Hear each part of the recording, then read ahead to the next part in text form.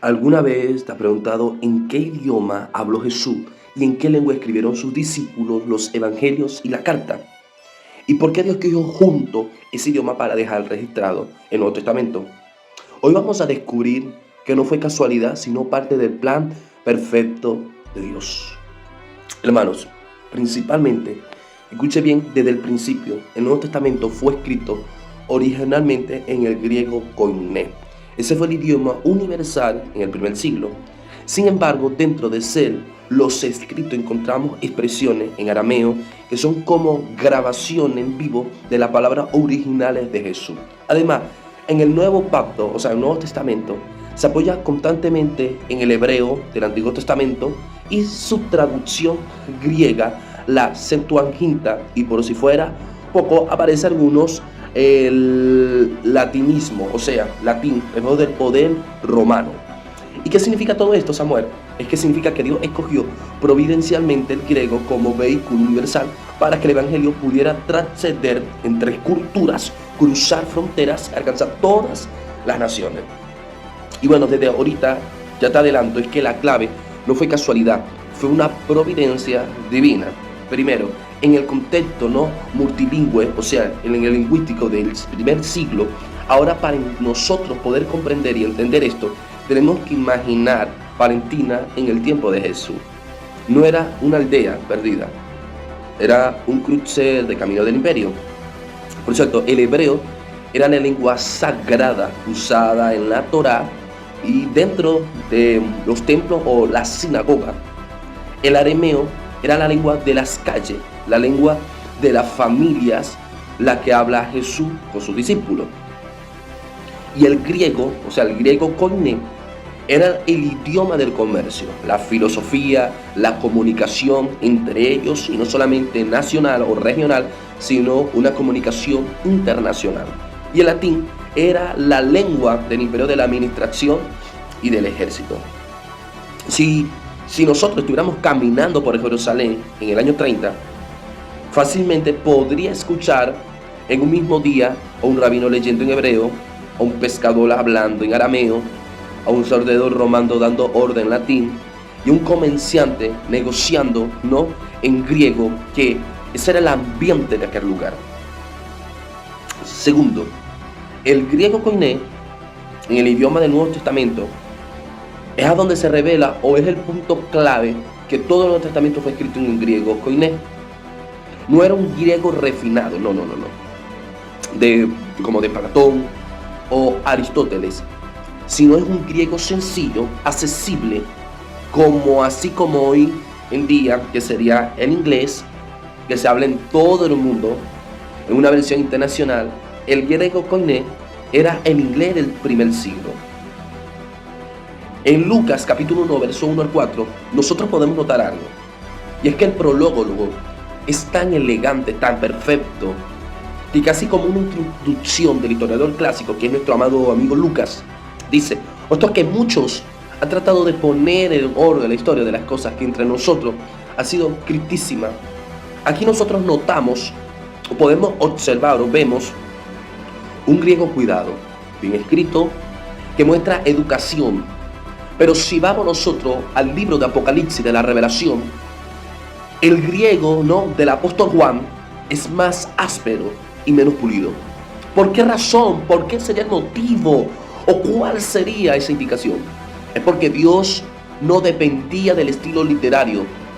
Lo que importaba era que la transmisión del mensaje estuviera en la lengua que todos nosotros pudiéramos entender o se pudiera entender en aquella época.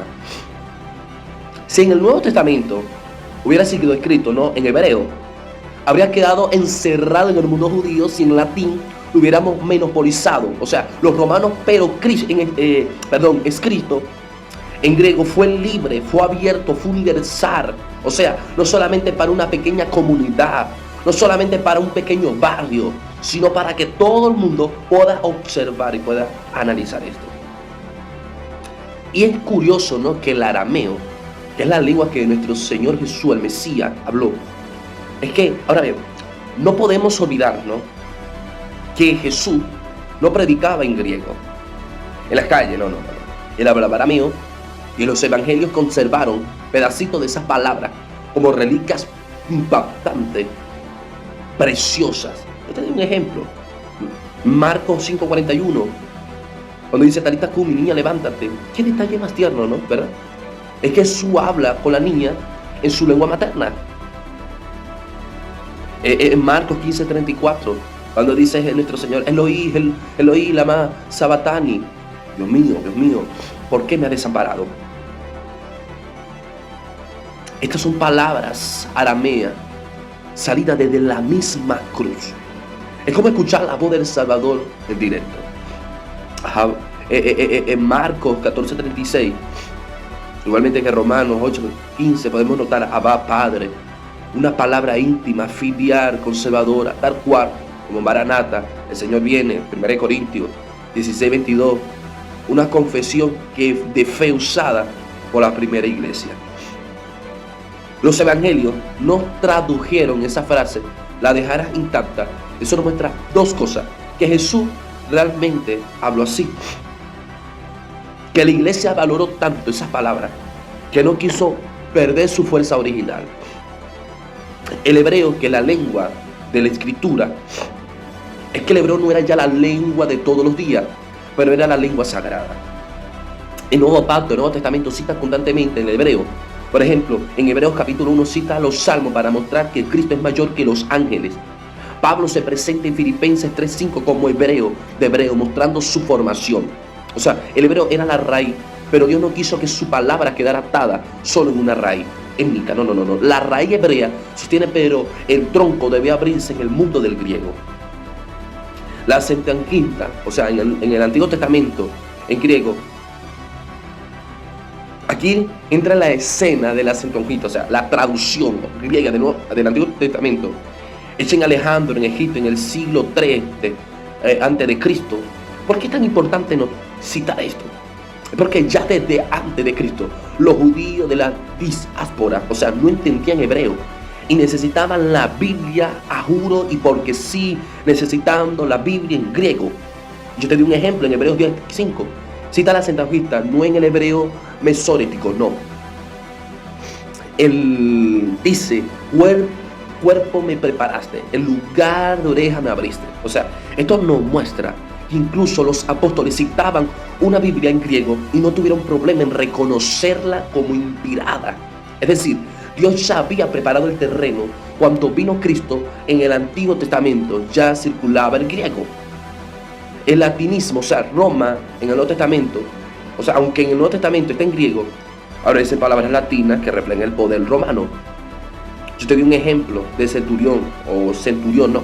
Es que en Mateo 8:5, denario, monedas romanas, o sea, citaban esto, como Mateo 22:15, Paterium, o sea, el palacio del gobernador, en Marcos 15:16, sé como huella del imperio, en el texto bíblico, ¿no?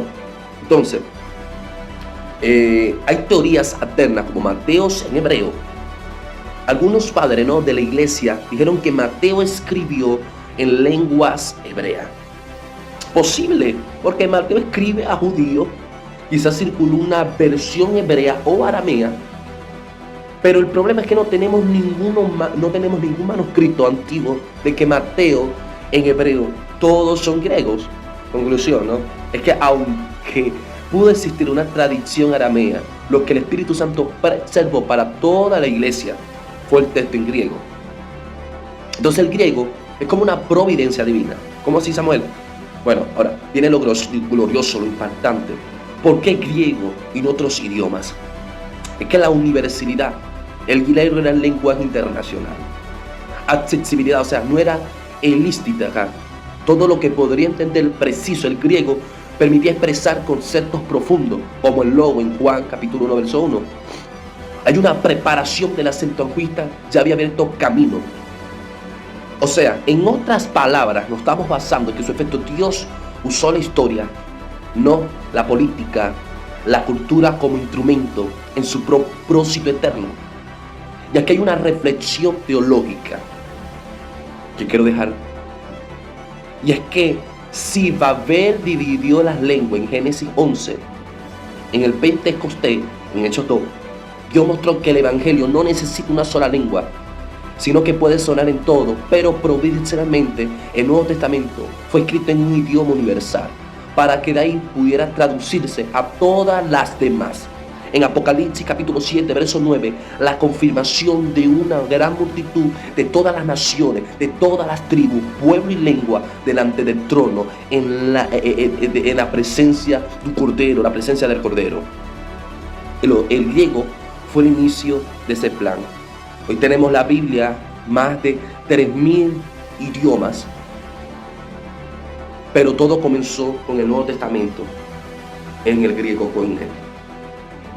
O sea, ya nosotros tenemos aquella dicha de poder predicar lo que Juan 20:21 dice: así como el Padre me envió, yo enviaré a vosotros. Mateo 28 dice: y predicar el evangelio a toda criatura.